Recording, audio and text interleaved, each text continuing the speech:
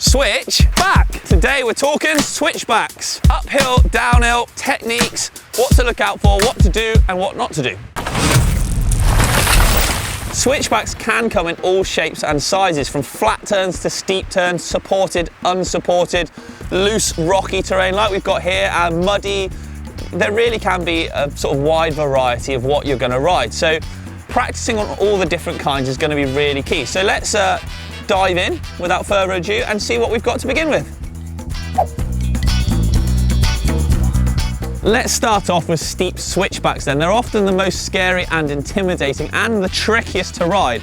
So I think we should get them done first. Steep switchbacks, well, they do take a certain level of commitment, well, because there's a bit more risk involved. So walking them and checking them out first is highly recommended. And that is definitely what I'm going to do on this one here.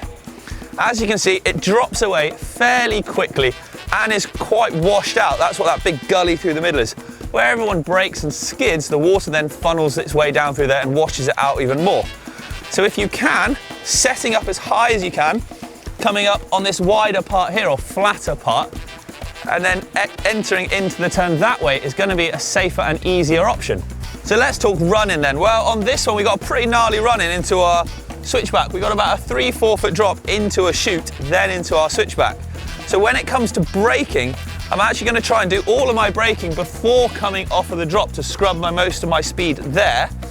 And then I'm going to be as controlled as I can through this first part just before the turn, so that I'm not sort of too erratic trying to slow down really hard, and I can focus on hitting here and hitting my marks as controlled as possible, being nice and smooth on the brake, front and back.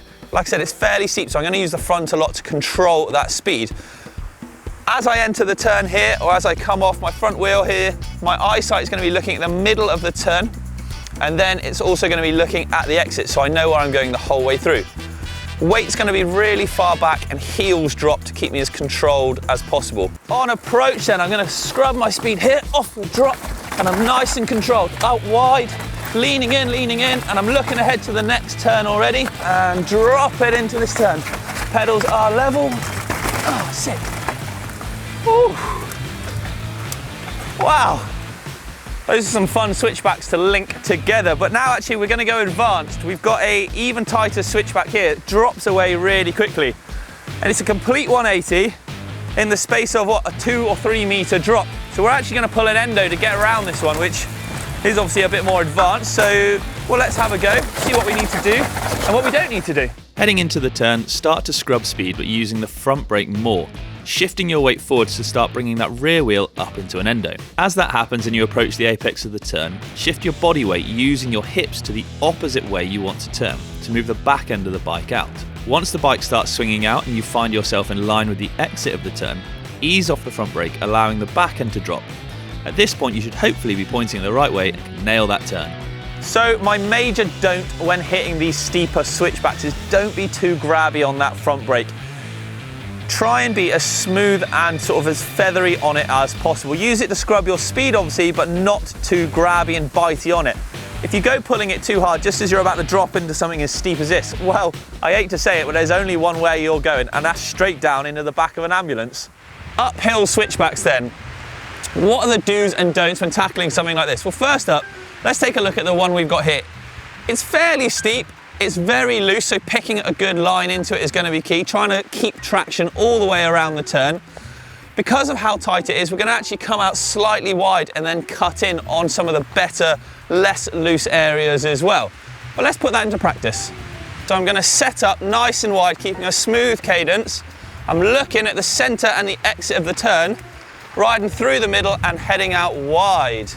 All the time keeping a nice smooth gearing. But what about the don'ts? Well, here's a few don'ts that you shouldn't do when riding an uphill switchback.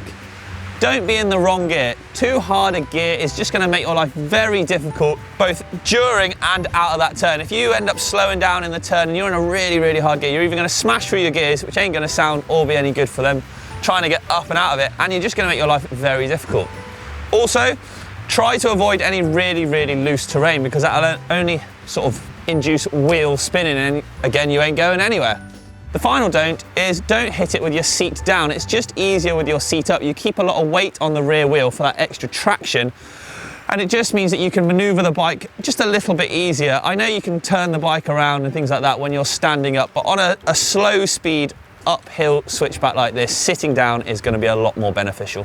So a few setup tips then for your bicycletta. Well, on the front end, you could always try raising the stem slightly by putting more spacers underneath it as opposed to on top, if you can fit them, of course. That's going to raise the bars ever so slightly and help keep your weight further to the back. Again, on these steep ones, managing your speed is going to be key. So a slightly larger rotor or more powerful brake on the front can be helpful, especially when pulling those endos. It can help you just scrub speed that little bit quicker and a little bit more easier. My final little setup tip, well, stick some flat pedals on. If your confidence is a bit low or you're trying to learn the endo for the first time, well, stick some flats on. Get rid of those clips, put some flats on. That way, if you need to eject or should anything go wrong, well, you ain't attached to your bike, and that's always a good thing. Woo. Crikey, those are some fun switchbacks. I could ride those all day. And in fact, I think I might, but I got to end this video. We're done. I hope I've managed to impart some wisdom on you on both riding downhill switchbacks and riding up them should you need to as well, wherever you may be on whatever kind of trail. But that's a wrap from me. That's it. We're finished for the day. And it's a windy day today. I'm going to keep heading down this trail, but in the meantime, if you want to see more, don't forget you can always subscribe, hit the like button, give us your thumbs up, let us know what you thought in the comments as well. But that's it. I'm done. I'm going to go ride some more switchbacks. Enjoy, everyone.